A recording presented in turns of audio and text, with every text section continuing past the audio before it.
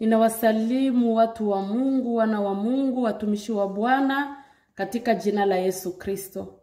Kwa siku ya leo ninakuja mbele zenu ili kuwahimiza katika safari ya kwenda mbinguni na zaidi kuwapatia pole watumishi wa Mungu, pole kanisa la Bwana. Sababu mambo niliyoyaona jana, niliyoonyeshwa jana, niliyotiwa moyoni mwangu siku ya jana, yalikuwa mazito. Nikasema acha nipatie watumishi wa Bwana pole kwa yote mnayoyapitia. Pole kwa yale ambayo kanisa la Bwana linalopitia. Yaani nilioneshwa namna gani kanisa iko mvita ya ajabu. Kanisa ambao ni wana wa Mungu, watu wa Mungu, watumishi wa Mungu, wanapigwa vita katika ulimwengu wa roho, kiwango ambayo siwezi kueleza. Yaani ni mazito. Watumishi wa Mungu wako cible ya ngome, ya mafortress, ya vita vya ajabu katika ulimwengu wa roho. Watumishi wa Mungu biko mu opposition moya ya ajabu katika ulimwengu wa roho. Kanisa la Mungu ambalo liko linapigwa vita na baaja ya shetani na shetani mwenyewe, yaani kanisa liko katika komba ya ajabu, vita vya ajabu sana. Nikaona namna gani watumishi, uko unaona katika nyumba ya mtumishi wa Mungu, utakutana shetani wala adui anatupa hewa za magonjwa. Utaona kwa mtu mmoja, kwa jamaa moja, magonjwa yanashambulia, vita vinaingia, vita vya kutokumara kusikilizana. Watoto wanakuwa wengine watoto hawaeleweki tena, wala utaona wala ni mume wala mke. Adui analeta vita, analeta chuki ili watu wasisikilizane, ndoa ziharibike, ndoa zikufe, watoto wasiheshimu wazazi wao. Yaani nyumba iko inakuwa katika mizozano ili amani sikue, watu wasitumikie Mungu katika furaha, katika upendo. Yaani nikaona munyumba moya wala mjamaa ya watumishi wa Mungu, utaona hali ya umaskini inaingia. Kupata hata pesa ya kulipia watoto kwa masomo, kupata hata pesa ya kulipa matibabu, kupata hata pesa ya kujideplace wala ya kusafiri. Yaani mfuko unakuwa hakuna, barike shetani anaingia na kausha ili kazi ya Mungu isitumikiwe na furaha, isitumikiwe na ujasiri. Yaani kazi ya Mungu, kanisa la Bwana linapigwa vita vya ajabu. Utaona katika kanisa inaanza kwa kutokusikilizana, watumishi na watumishi, waimbaji, waombaji, yani wahudumu, inaanza kwa kusemana, wamoja wasikilizani, wamoja wanaanza kuviziana vibaya, wamoja kupezana masumu, wengine kuuana. Yani kanisa imeingia vurugo. Shetani ameleta vurugo ili kazi ya Bwana isiendelee mbele, ili kazi ya Bwana isirudi nyuma. Analeta madhaifu ya kutokuomba. Maana mtu anaanza kwa anataomba wapi? Kufunga mafungo wapi? Bitu binaanza kwa bisikilikani. Biblia iko pale. Watumishi wa Mungu wamoja, Biblia inaweza kuwa iko mbele yake, wala iko hata kukitanda, iko kumeza, lakini haisomewaki. Iko tu waza anatasoma wapi? Anatasema asome, wala anasoma haya ngapi, wala analala. Anatasoma nasikia kuko hivi, kuko shughuli, kuko makahunda za kufanya, kuko jobe, kuko makazi. Yani nikasema hapana. Watumishi wa Bwana acha niwapatie pole. Yani bitu habieleweki. Nguvu za giza kushambulia watu wa Mungu, kushambulia kanisa. Nikapata picha ya nchi ya Kongo. Angalia unaona jinsi nchi ya Kongo inatabika. Watu wanahangaika miaka na miaka. Wanatafuta sema wasimame, opposition inakuya. Wanatafuta sema waendelee, kuna kwa bitu wenye viendeki. Hii vita ingine ambayo inaingia hewa, ambayo inaingia, mimi niko nasema ni mapepo. Ni mapepo ambayo inatushambulia ndugu zangu. Yani uko nazania binataisha, unasikia vingine binaripuka. Uko nasikia hapa banakamata, unasikia tena vingine banarudia nyuma. Hapa banatafuta endelea, banabarepuse. Unatafuta fanya hivi, manake maforterese, mangome za ajabu za shetani na baajan yake banashambulia nchi ya Kongo sana tena sana. Katika ulimwengu wa roho, mambo ambayo tuko tuna yenye iko ulimwengu wa roho ni mazito sana. Hali yale ambayo tuko tunaona kwa macho, yale tu ni tuseme kama vile ni pusieri, ni mavumbi kidogo tu, lakini venye biko ulimwengu wa roho ni vya ajabu na vinatisha sana. Ndio maandiko ikasema kusiku zinakuya kuziki nyiko na kia kule mbele. Bwana asingalifupisha siku, ndugu zangu, hakuna ambaye angeokoka. Na ile ambayo watu wanaishi isingalikuwa neema ya Mungu. Bwana asingaliacha mabaki. Bale badogo benye biko banakesha, banaomba juu ya inchi, banaomba juu ya kanisa. Bwana asingalituachia mabaki, tungelikuwa kama vile Sodoma na Gomora, tungeangamia. Sababu shetani ameleta yani hewa mbaya ndani ya kanisa. Ameleta mazambi ya kila aina. Yani nilikuwa minafanya comparison, hata kama habiko bile, haiko sana kunivo moya, lakini comparison ya nchi ya Kongo na kanisa. Ile vite mko mnaona mwinji ya Kongo, vile gisibiko vinaenda, hakuna mabadiliko, mara hakuna matumaini, mara watu wanarudia nyuma, wanakata tamaa, wanasema maake njoo mwisho, habitakuwaka tena. Na njoko naona nilikuwa natia kanisa hapa na mimi natia nchi ya Kongo hapa hivi. Yani shetani analeta hewa mbaya ndani ya kanisa. Watu kwanza kuchukiana wao kwa wao. Ubaguzi wao kwa wao. Kusalitiana wao kwa wao. Nikaona neno lililo katika kitabu cha Mathayo sura 24. Matetezi ya vita hivi na hivi, hakika dalili ziko zinaenda zinatimia kwa kanisa. Dalili ziko zinaenda zinatimia kwa kanisa.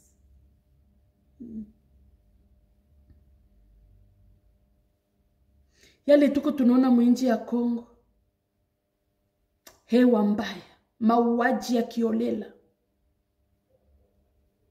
watu kusalitiana wao kwa wao, wako nauisha ndugu zao, wanamwanga damu zisizokuwa na hatia sababu ya kupenda pesa. Siku za mwisho, kama vile kitabu cha Timotheo inasema, lakini ufahamu ya kuwa siku za mwisho ni siku za hatari. Watu watakuwa wenye kujipenda wenyewe, kupenda pesa, kupenda anasa kuliko kumpenda Mungu. Ndio tuko tunaona biko vinatokea mwinji ya Kongo. Ndugu kwa ndugu, jirani kwa jirani, wanasalitiana wao kwa wao. Na hiyo ndio imekuwa ndani ya kanisa. Dalili za kuja kwa Kristo zimetimia. Kanisa kesha.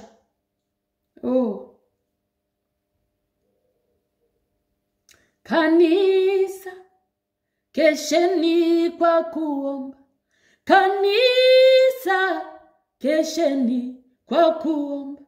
Maana siku zinakuja ni za hatari. Maana siku zinakuja ni za hatari. Ulimwengu utawaangamiza. Ulimwengu utawapiga vita. Ulimwengu utawashambulia. Ulimwengu utawapiga vita. Tusimame imara kanisa la Bwana. Tusimame imara kanisa la Bwana. Tutashinda kama alivyoshinda Yesu. tutashinda kama wakale walivyoshinda. Oh, haleluya. Tukeshe kwa kuomba, tusimame imara. Ingawaje tupite katika misukosuko,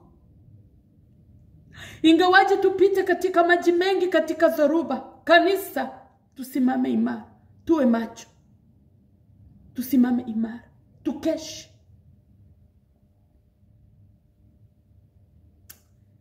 Mungu atusaidie sana. Ndugu zangu, asomai na afahamu neno. Siku ni za hatari, siku ni za mwisho. Ndiyo tuko tunatetea nchi, tunatetea amani na usalama wa nchi, tunasimama kwa ajili ya nchi, lakini tusisahau kukesha juu ya maisha yetu ya kiroho. Juu mara shetani anapitia mambo ya nchi kutudistraire ili tusikeshe kiroho. Lakini ingawaje tuko tunasemea nchi, tunatetea nchi, lakini tusimame imara kiroho. Tusije tukatekwa nyara, tukatekwa mateka. Maana vita ni vizito, vita ni vikali. Lakini neno la faraja likanijia. Haleluya. Neno la faraja likanijia kusema ya kuwa kanisa limejengwa kwenye mwamba. Haleluya. Kanisa limejengwa kwenye mwamba na milango ya kuzimu haitaishinda kanisa. Bwana Yesu akamwambia Petro, wewe ni Petro, Simoni, wewe ni Petro, na juu yako nitajenga kanisa langu, wala milango ya kuzimu haitaliangusha kanisa. Haleluya. Kanisa limejengwa kwenye mwamba, na tunaamini ya kuwa kanisa litatoka mshindi. Kanisa limeshinda. Na jinsi kanisa limeshinda, taifa letu nchi ya Kongo nalo litatoka katika maji mengi, litatoka katika hiyo zoruba, litatoka katika hiyo hatari. Les ténèbres ne régneront pas toujours. Giza haitadumu milele. Usiku unakuwaka ndio mrefu, lakini asubuhi inakuwaka. Asubuhi inakuwaka. Kanisa limejengwa kwenye mwamba. Tunamtegemea Mungu. Tunamtegemea Mungu ingawaje wakuu wa nchi na wengine wanatafuta misaada mahali na mahali, lakini mimi binafsi najua ya kuwa msaada kama vile kitabu cha Zaburi 57 mstari wa 6 na waza. Msaada hautatoka ni Orient, ni Occident, ni mudesert, lakini msaada wetu ni katika Bwana aliyezifanya mbingu na nchi. Zaburi 2 mstari wa 8 nasema, hawa wanataja farasi, magari, wanataja walivyo navyo, lakini sisi tunalitaja jina la Bwana Mungu aliye hai. Ndiyo, Mungu anapitia kwa wanadamu, lakini Mungu kwanza. Mungu kwanza. Tunaamini Mungu iko nenda kutenda. Haleluya. Jina la Bwana libarikiwe. Zaburi 46 inasema, kwa hiyo hatutaogopa ijapo badilika dunia, ijapo tetemeka milima moyoni mwa bahari. Mungu wa Yakobo ni ngome yetu. Mungu wa Yakobo ni msaada wetu. Mungu wa Yakobo ni tegemeo letu. Mungu wa Yakobo ni ngome imara. Hata dunia ichafuke, hata tupigwe vita, tunajua tutashinda. Tutashinda. Kitabu cha Mathayo sura yake ya 16 mstari wa 18. Neno lililomjia Petro, wewe ni mwamba. Wewe ni mwamba, juu yako nitalijenga kanisa, wala milango ya kuzimu halitaliweza. Hata tupite maji mengi, tupite zoruba, tupite misukosuko. Oh, haleluya. Tupite majaribu ya kila aina, kanisa litashinda. Kanisa litashinda, litashinda. Na tutaipepea bendera ya ushindi. Kitabu cha Isaya 43. Haleluya. Bwana akasema, ujapopita katika maji mengi hayatakumeza, ujapopita katika moto haitakulunguza. Maana Bwana ni pamoja na wewe. Kanisa la Bwana. Kanisa ni wewe, mimi, mtumishi wa Bwana.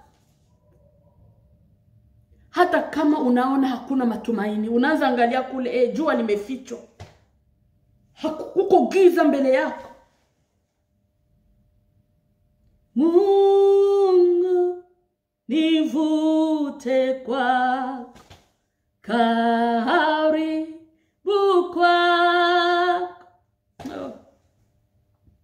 Hata katika mwendo wangu kwenda huko juu, jua likifichwa, majaribu yakiwa mengi, nivute kwako, karibu kwako. Neno ambalo naweza nikawaambia watumishi wa Bwana, kesheni. Mkeshe katika haya yote mnayoyapitia. Mkeshe, msije mkaingia majaribuni. Mkeshe, mtumike kazi ya Bwana mpaka mwisho. Wakorintho wa kwanza sura yake ya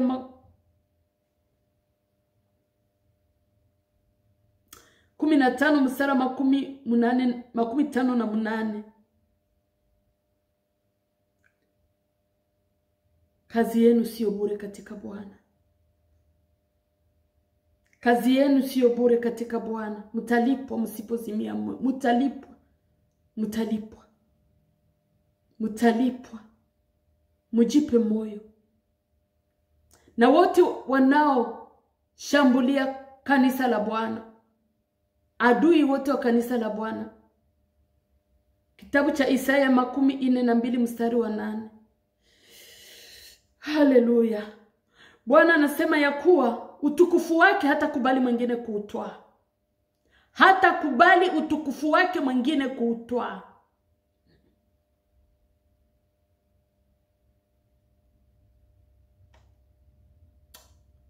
Tusimame imara.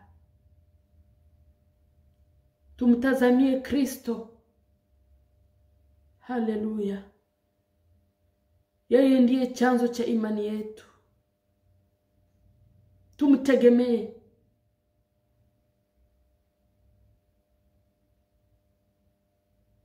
Haleluya.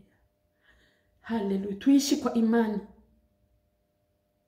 Haleluya. Kitabu cha Waebrania sura yake ya 10 mstari wa 35 mpaka 39. Haleluya. Tusiwe watu wa kusita. Tuishi kwa imani. Mwenye haki ataishi kwa imani. Sisi tusiwe miongoni mwa wanaosita na kuipotea. Haleluya. Tumzingatie Yesu. Tumtegemee Yesu. Tumtumaini Yesu. Tuhubiri neno lake kwa ujasiri na kwa bidii. Haleluya. Tujipe moyo. Haleluya. Nyimbo za wokovu 140. Haleluya.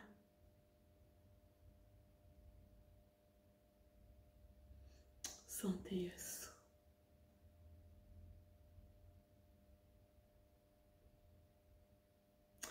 Baba, katika jina la Yesu tunasema asante, maana wewe ni Mungu. Tunakushukuru Bwana kwa neno la faraja. Tunakushukuru kwa neema yako na kwa msaada wako. Tunakushukuru maana hautatuacha wala kutupungukia. Haleluya. Tunakushukuru maana utaenda kutia watumishi wako nguvu katika siku hizi za hatari, siku nzito, siku ambazo mara watu wanaona ya kuwa hakuna tumaini lolote. Wamoja wanaanza kurudi nyuma, wamoja wameanza kuzama, wamoja wanaanza kuregea, wamoja Bwana wamekata tamaa kabisa, maana hawaoni mwisho. Lakini maandiko inasema ya kuwa akutumainiaye ni kama vile mlima Sayuni ambao hautikisiki wakaa milele, na kama vile milima inavyozunguka Yerusalemu.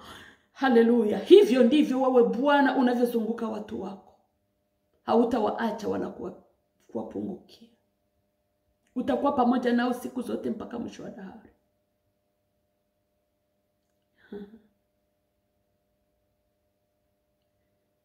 Asante Yesu.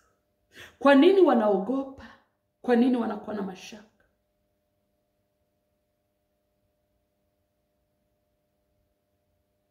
wanakuwa na hofu. Na hayo mambo hayafurahishi.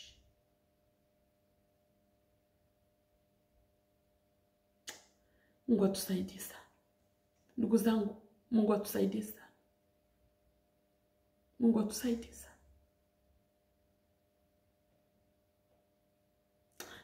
Nilikuwa ninajishughulisha na mtu mmoja. Ninajishughulisha naye mara kwa mara. Na wakati ninamkamata, unaona yule mtu yuko anatetemeka. Yaani namwambia usiogope. Niko pamoja na wewe, niko na wewe, hautaanguka. Huwezi ukaanguka, niko na nguvu. Siwezi nikakuangusha. Uko mikono mizuri, siwezi nikakuangusha. Lakini niko nalia, iko nasema hapana hapana, anajiachilia, anaogopa, nakataa nisimkamnaambia usiogope. Usiogope. Kisha namkamata kwa nguvu na mtia pale. Naambia kwa nini unaogopa? Mbona inanivunja moyo? Ninakurasure, nakupa assurance, lakini unaogopa nini? Nikakumbushiwa nikasema, na ninaona hiyo sahi hiyo neno. Watu wengi Mungu anawaambia mimi ni pamoja na wewe kila siku. Bwana anakuambia niko pamoja na wewe, usiogope wala usifadhaike. Mimi ni Mungu wako. Lakini wengi wanaishi katika hali ya mashaka, hali ya kutetemeka, hali ya kuogopa. Sasa adui wananaswa katika mitego ya adui.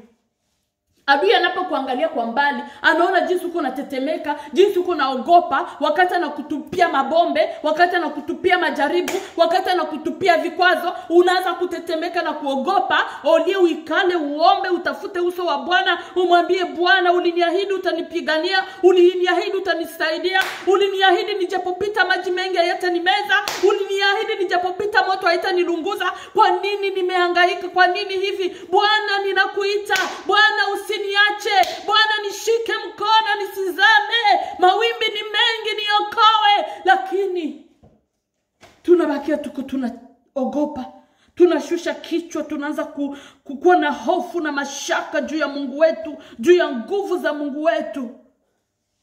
Hayo mambo hayampendezi Mungu. Haleluya.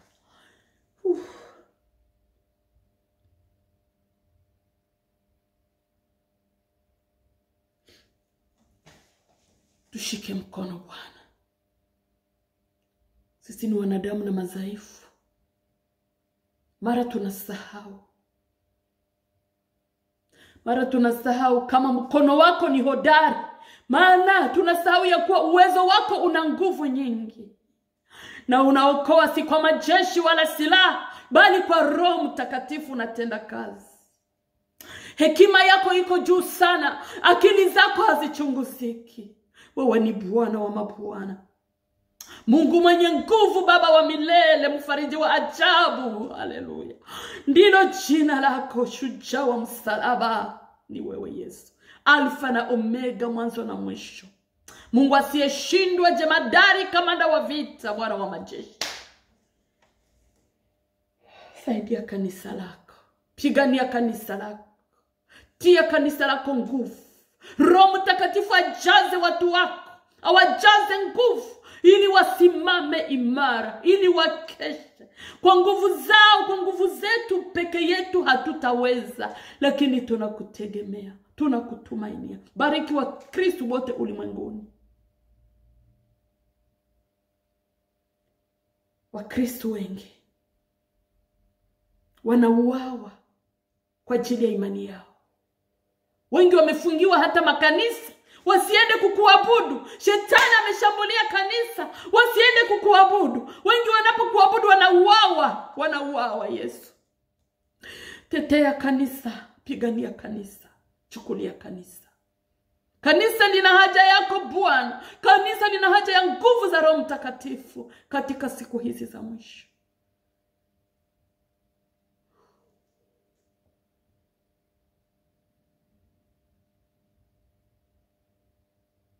Asante kwa yote, kwa kutusikiliza, kwa kusikiliza wote wanaokuita, kwa kuwajibu Bwana, kwa kuwatia nguvu, kwa kuwasaidia ndugu zetu wanaoteswa mahali popote ulimwenguni. Uwakumbuke na wasiokujua wapulizie roho ya toba. Dini zisizokujua wakujua wewe Mungu, wewe Yesu Kristo. Maana uzima wa milele wakujua wa Mungu na wamjue Yesu Kristo uliyemtuma. Kwa utukufu wa jina lako. Amen. Hallelujah.